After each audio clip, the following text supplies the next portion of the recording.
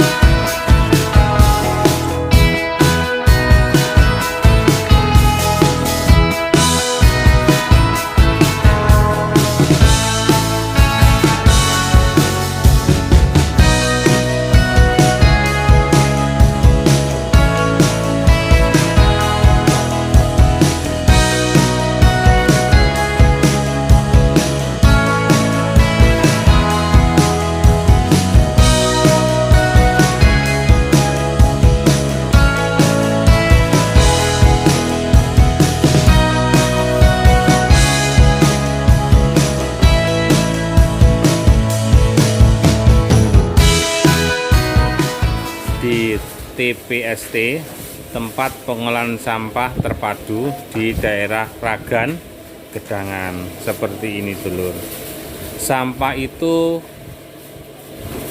menjadi masalah kalau tidak kita tangani dengan benar-benar dan serius. Nah, inilah fungsi dari alat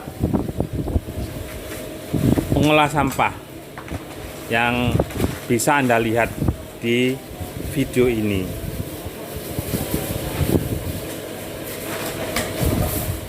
Nah, kondisinya seperti ini.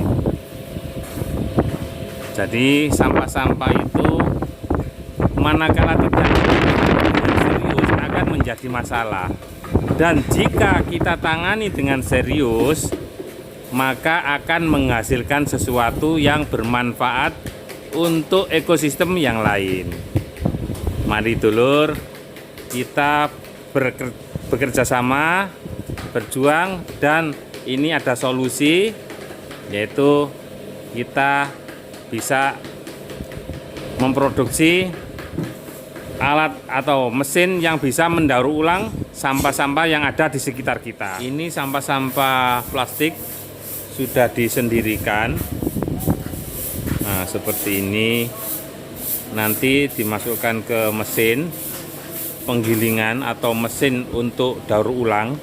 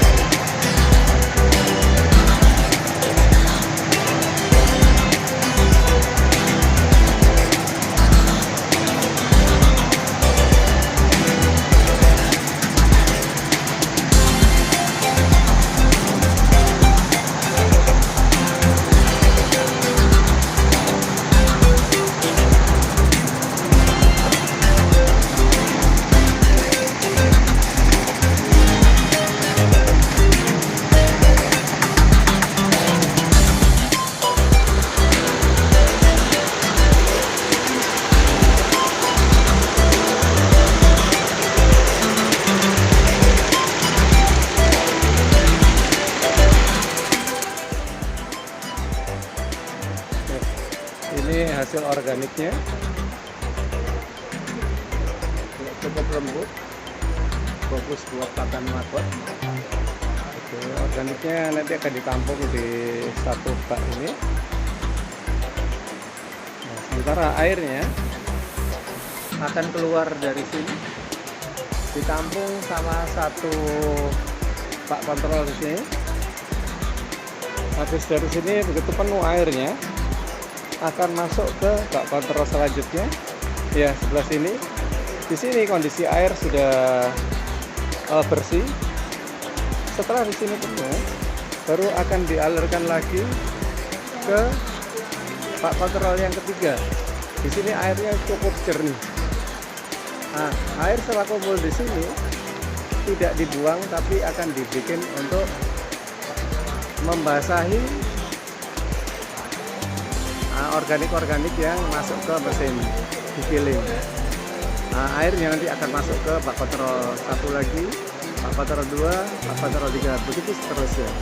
Nah, sampah organik dari sampah organiknya itu bisa untuk pakannya maggot. Ini adalah maggot. Nah, bentuknya maggot itu seperti ini. Nah, ini maggot. Nah, ini maggotnya. Baby maggot.